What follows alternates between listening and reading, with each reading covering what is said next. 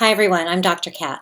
So today's game plan is to talk about why do we need to detox, what our body does with toxins, and 3 hacks that'll help your body get rid of these toxins. So first, let's talk about why do we need to detox? Well, most of us are bringing in more toxins than we can actually eliminate, and our body's also generating toxins as a process of its own metabolic functions. So we're also not bringing in enough nutrients to help these detoxification pathways. So we need certain nutrients, vitamins and minerals and amino acids in order for these processes to occur. And if we're not getting them in either because we're not eating the right foods or our digestive tract is compromised so we can't break down the food and pull the nutrients from the food, then we're not going to nourish these detox pathways, and they're not going to be working for us, and we're going to start feeling bad. Some of us are also genetically ill-equipped to handle toxins because of a polymorphism it's not really a mutation, it's a variation in the genes that's causing us, certain people, to need more of a certain type of nutrients in order to complete the detoxification process. And so if you don't know that, you could be feeling pretty bad. But we can get around this by supplying the right type of nutrients. So the more toxic we are, the worse we feel and the worse we look.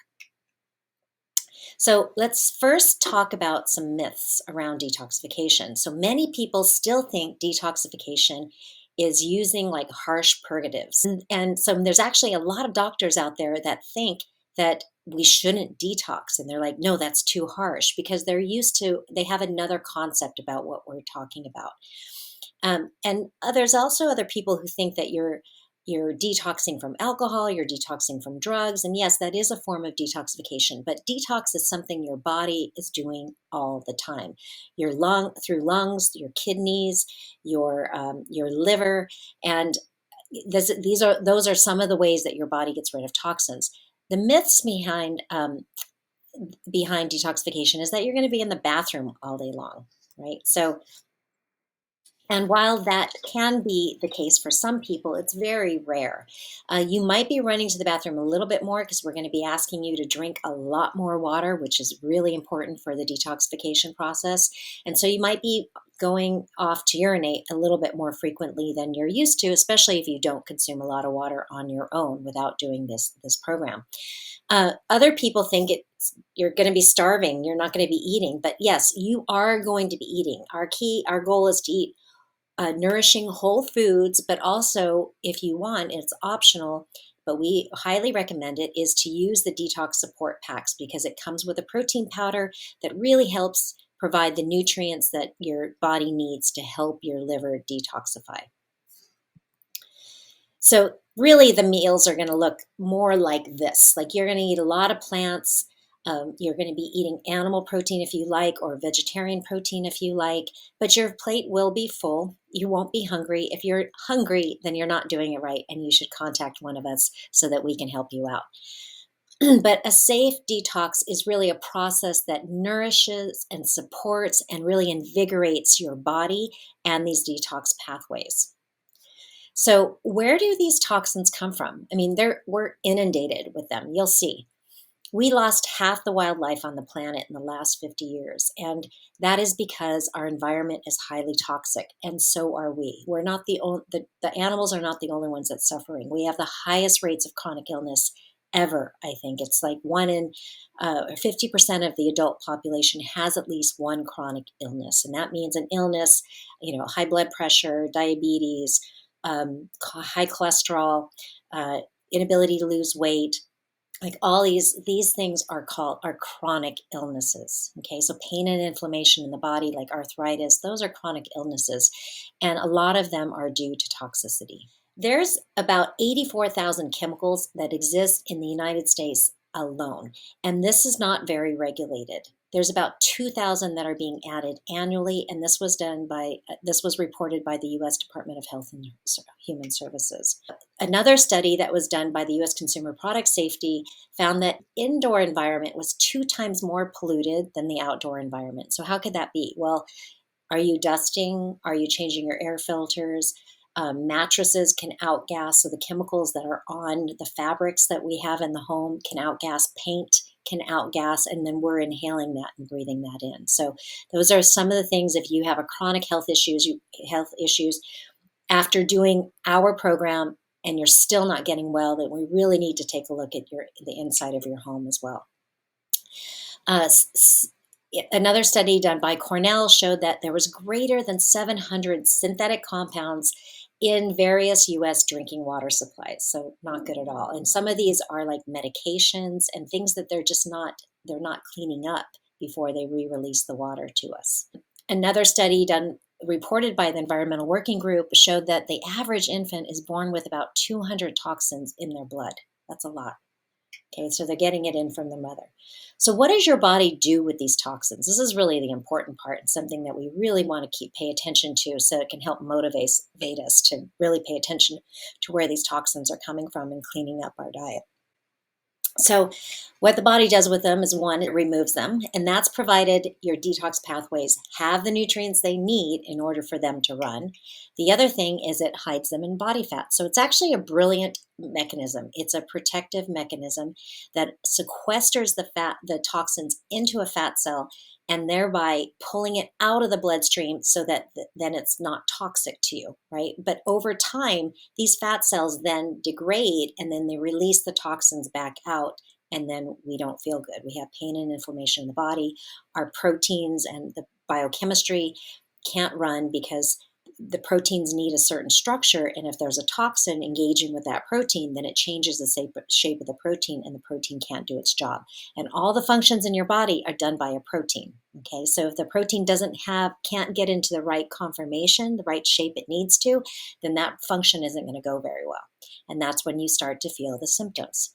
It also deposits them in other tissues. So the brain, for example, like Alzheimer's disease, is really, one of the biggest contributors to Alzheimer's disease is the body trying to protect itself from toxins. And that's why the amyloid plaques are actually forming in the brain. It's a protective mechanism, one of which is protection against toxins.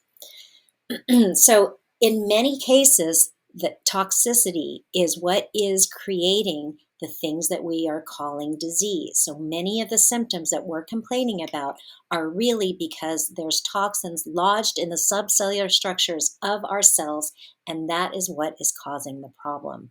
So the good thing is there's ways around this. So what people report after doing this type of detoxification is increased energy, no more constipation and bloating, better digestion, better breath. That's always a plus.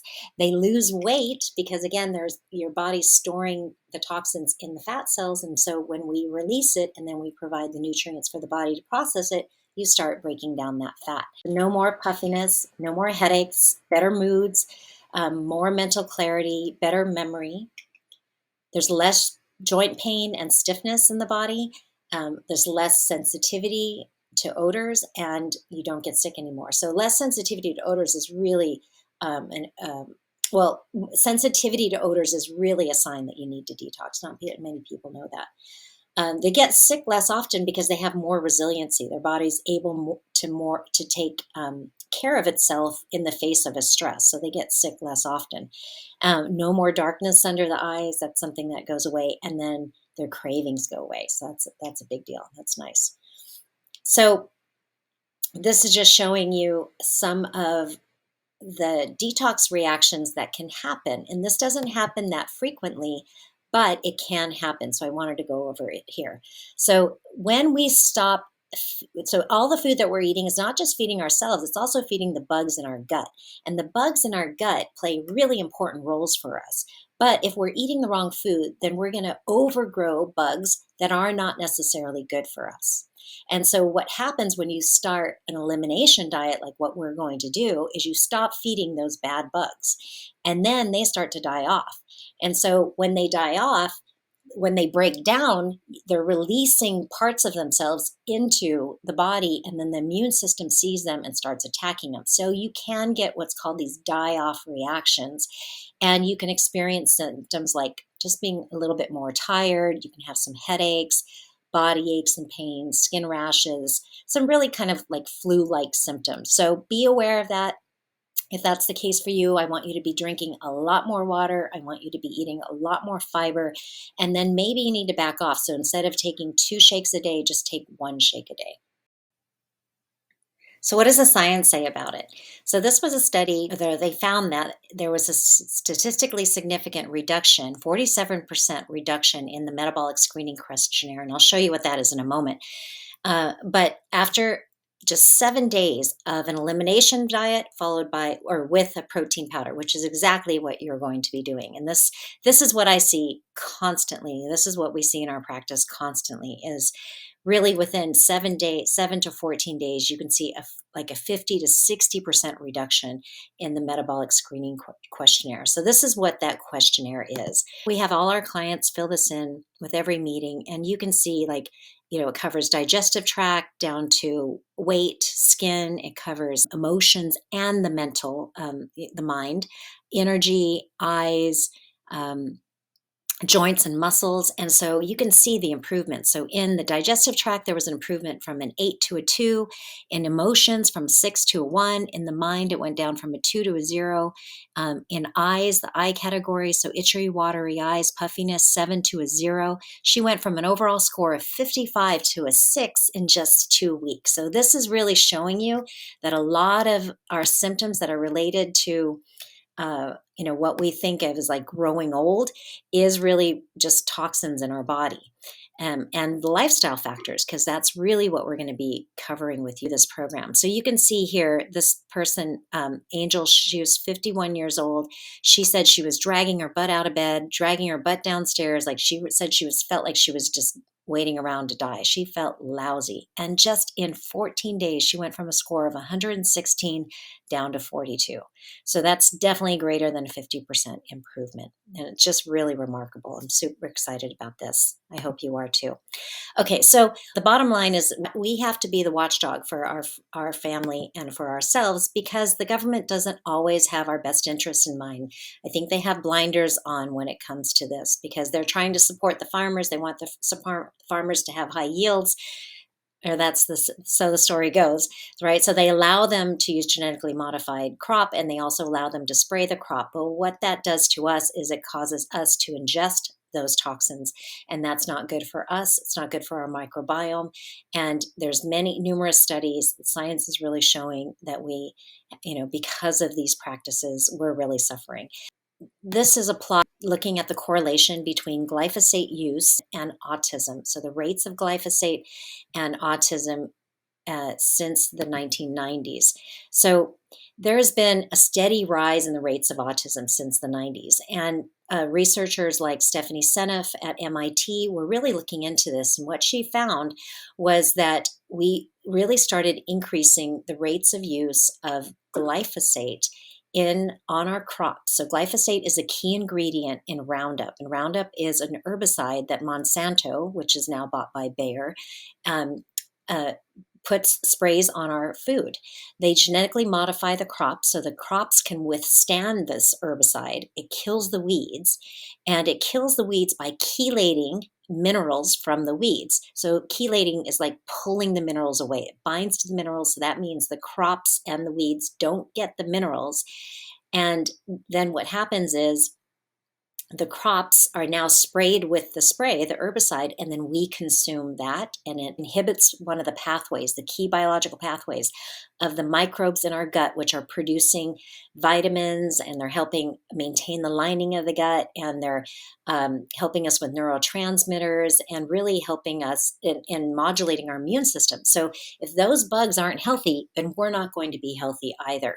And so this plot shows you the graph of the use of glyphosate. So in the yellow bars, you've got the number of autistic children since the 90s. And the red line is showing you the rates of use of glyphosate. So you can see it's almost a direct correlation. The correlation coefficient, this R number, is 0.9886. A 1.0 would mean a direct correlation. Okay, so really high evidence there, pretty good evidence there that they're directly related. This is the pathway that is modified. The shikimate pathway is one of the biological pathways that's important for the healthy bugs in our gut. And if this is blocked, and it has been shown by Stephanie Seneff and others that this pathway is blocked by glyphosate, and then therefore those bugs suffer, and therefore we suffer too. Okay, so health hack number one, add nourishing detox foods to your diet. And you want to do this on a daily basis. So food plays a critical role in all phases of detoxification.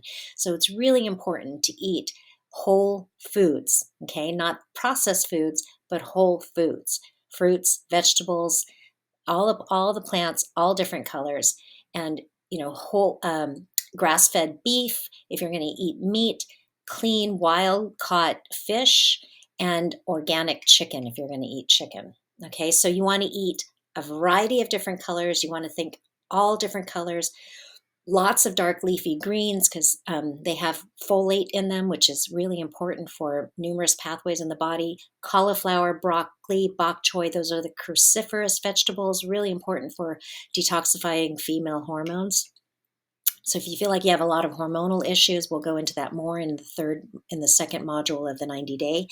And so broccoli, brassica family of vegetables is really important there. So include, herbs like mint, cinnamon, ginger, cilantro, good binder for heavy metals, milk thistle, dandelion root, rosemary. So food really is your medicine, okay?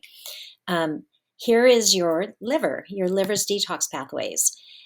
So you see the toxins coming in, and then there's some nutrients in that first green box, and then an intermediate is formed. And then there's another green box, another set of nutrients that are required for those toxins to then be transformed into something our body can excrete. If you are missing those nutrients in the green boxes, then your body's not going to be able to do this, and you're going to get backed up, and then you're going to start to experience symptoms. So food truly is your medicine. When Hippocrates said that in how many thousands or hundreds of years ago, he really meant it. Okay, so this is also why we're including the paleo cleanse, the pure paleo protein, and the paleo greens, because this combination supplies those nutrients that you need in order to detox. It makes it safe and effective for your detoxification process. So I highly recommend this. It's optional, but I highly recommend for safe and effective detoxification. Again, just eat what's in season. What's in season. So go to the farmer's market, make it a day. Eat what's in season, what's local, and what's fresh. Okay, there's key reasons for that.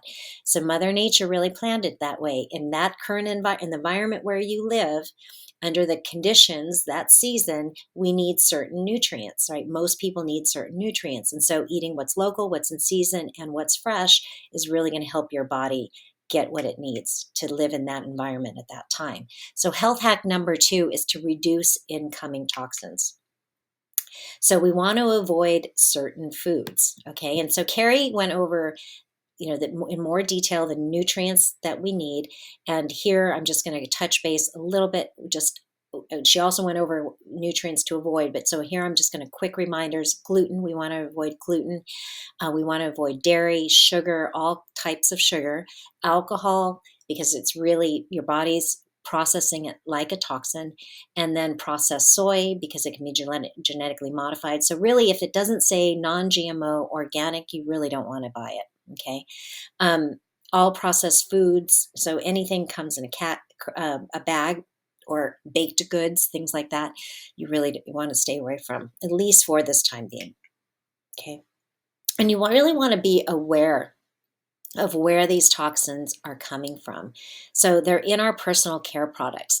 They're in plastic. So stop drinking out of plastic bottles. Stop storing your food in plastics. Buy glass. The more flimsy the plastic, the more those plasticizers, the chemicals inside the plastic, are going to be leaching in to your food because they're soluble in fat. So like marinating your meat in plastic is not a good idea. So invest in a set of glass cookware and storage containers. Okay. In our personal care products, that's a big one. We're putting on lots of skincare products, lots of lotions. You want to be aware. You can go to environmentalworkinggroup.org. I think they have an app called Skin Deep, and you can put in your cosmetic brands and then you can see how they're rated so you know whether they're toxic or not. There's so many good products out on the market now that are non-toxic, that are better for you. Okay, so some places that you might not be aware. So in spices, you really want to switch out your spices every 6 months. I know how many, some of ours a couple of years old. So really make sure you're switching those out. This was a study that they found that out of a total of 300 samples representing 6 condiments, black pepper, basil, oregano, nutmeg, paprika, and thyme, they were analyzed for 11 mycotoxins. Those are mold toxins, 134 pesticides, and 4 heavy metals. And what they found was that the mycotoxins were detected in about 4, 10, and 30% of nutmeg, basil, and thyme, respectively. And the residues of 24 pesticides were detected in 59% of those condiments that were analyzed. Okay, so they're definitely in places we probably wouldn't think of. They're in coffee too, mycotoxins, mold toxins in coffee. So make sure you're storing it well and getting high-end brands like Blue Bottle is a good brand, and Bulletproof is a good brand too. Okay, so tips for minimizing the intake of harmful toxins. Go organic, grass-fed, as close to natural as possible. You want to eat lean meats, okay, because toxins tend to concentrate in the fat, right? So getting lean meats is really important. Don't use plastic, like I told you. Proper cooking of oils. So when we overheat certain oils, they can become toxic. So don't overheat olive oil. If you're going to use high heat, you want to use avocado oil or coconut oil. Wash your veggies, even if they're organic, wash them. You want to use biodegradable cleaning products because you're inhaling those cleaning products when you're using them, and they're also going down the sink and into our water supply. And some of them are not being filtered out, and then we're reconsuming them when we drink our water or when we take a shower and we're absorbing the water through our skin. So avoid foods with BHT, BHA, benzoate, sulfite. BHT and BHA are closely related chemicals that are commonly found and used as preservatives in food. And they've been linked to a wide range of health concerns, including organ system toxicity. So really important to look out for those. Just get used to reading the product ingredients. Avoid foods with food coloring and artificial sweeteners because those are chemicals, and our body has to process them. Consume filtered water. You want to change your air filter in your home regularly. You want to dust regularly, and you want to evaluate your personal care products. Okay. All right, so environmentalworkinggroup.org every year puts out a new list of what they call the Clean 15. So these are the cleanest foods that are not organic. If you're not going to buy organic, you want to buy those. And they put out the Dirty Dozen. So if you're the Dirty Dozen, you definitely don't want to buy unless you're buying organic, and otherwise just buy the Clean 15. But you want to otherwise buy organic. So health hack number 3, how to encourage healthy detoxification and elimination. So you want to make sure you're pooping well. So adequate amounts of water and adequate amounts of fiber. We're going to go over these detox rituals in more detail as we go through this program, but I want to cover some of them here. So I heard someone say this recently. It takes 76 years to kill the human body. The human body is highly resilient, highly resilient. The reason we're having so many chronic illnesses today is because of our current lifestyle. We haven't been taught how to listen to the body. We haven't been taught what conditions the body needs, and that's what we're hoping to do here. So these practices will help you supply what the body needs. Going to bed early, so the brain cleans out in the middle of the night. And if you're not asleep, then the brain can't do that, and you're going to have toxins that are going to accumulate in the brain. You want to wake up and meditate, because if the nervous system is too jacked up because you're too stressed and you're not sleeping well, and you can't get into that rest and digest mode, then what happens is your nervous system is giving the instructions to your cells and DNA. The message that your cells are getting is not going to be good, right? And so your your body won't be able to get into the rest and relaxation response. That's where you do some real healing and regenerating. And so it's really important to meditate. I always tell my clients, the number one thing I can get you to do is meditate. Meditate so you can, over time, you can really get into that deep, relaxed state. And therefore, you'll have more resilience. You really build super immunity and super resiliency. Cold showers are a great way to stimulate the parasympathetic nervous system. It's also a great way to wake up in the morning and get refreshed. It's invigorating. You might hate me for the first few times that you do it, but I guarantee that over time you'll love it. I've been doing it for a solid 3 years now, and I love it. It's so rejuvenating in the morning. We have a pool that's not heated, and I jump in that in the morning too. It's so invigorating. I really like it. It's a great way to wake up. Dry brushing is another good practice too. Getting a boar bristle brush and just brushing your skin. You can put sesame oil all over your skin and then really briskly brush your skin, and that helps the lymphatic system. And we want to stimulate the lymphatic system because it doesn't have its own pump, and that's where your majority of your immune cells are hanging out. So we really want to get that going. Warm water with lemon in the morning.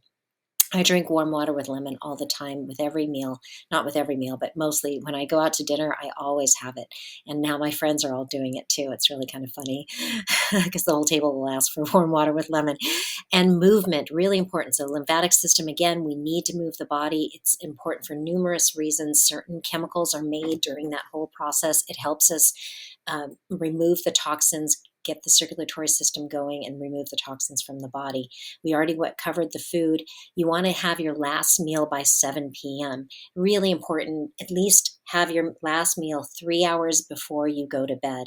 And then you're sleeping from, let's say you go to bed at 10, then and your last meal was at 7. Now you're going to fast. You've been fasting from 7 in the morning, 7 at night. Let's say you wake up at 7 in the morning. That's already a 12-hour fast. That's really good. Okay, so your organ systems are doing certain things at night, and so you want to be asleep to allow those organ systems to do it, because in Chinese medicine, it's understood that certain organs are working at certain times of the night. And so if you're not asleep during that window, then those organs are going to be backed up, and that backs up everything else, because you want to think of your body as kind of like an assembly line of processes. And so if the people at the front of the assembly line don't do their job, and it makes it very difficult for the people down at the other end of the assembly line. Okay. And then journaling and meditation, again, just like waking up and meditating, journaling, any type of breath work, journaling, meditation, anything to calm the nervous system, to get you more into that parasympathetic nervous system, your rest and digest. Because we spend too much as a society, we spend too much time in our sympathetic nervous system, where we're on overdrive and we're always on the go, and then we don't get that balance. So it's really about bringing back balance into our lives. Okay, so I heard recently from a colleague that it takes 76 years to kill the human body. Your human body is highly resilient. It's constantly working for us, but we have to provide the right conditions. And so that's what we want to think about. Okay, are we providing the right conditions? Because it really is miraculous, and we really can have health well into our old age, have vibrancy and health, and move our joints, and be really physical, and have good brain power, good mental capacity well into our old age if we do these practices, if we start incorporating them in. So drinking the warm water with lemon, water with lemon is really good throughout the day. You want to drink half your body weight in ounces of water. We need to be hydrated. In general, we're very much underhydrated or dehydrated, and the organs and tissues can't work well when they don't have adequate water in the cells. Okay, we want to get water inside the cells. We also want you to start including like a quarter teaspoon of a good mineral salt in the morning, or throughout the day in your water. You can do it twice a day in your water. So just take Redmond salt. It's you can find it at Whole Foods. It's a really high quality ancient salt, or Dead Sea salt, that you can put about a quarter teaspoon in your water, and that helps get the water inside the cell. Okay, and you can also include apple cider vinegar, a little. Like a tablespoon or so of it in your water. You can do that with your hot water with lemon in the morning, or you can add it to just a little bit of water before you eat.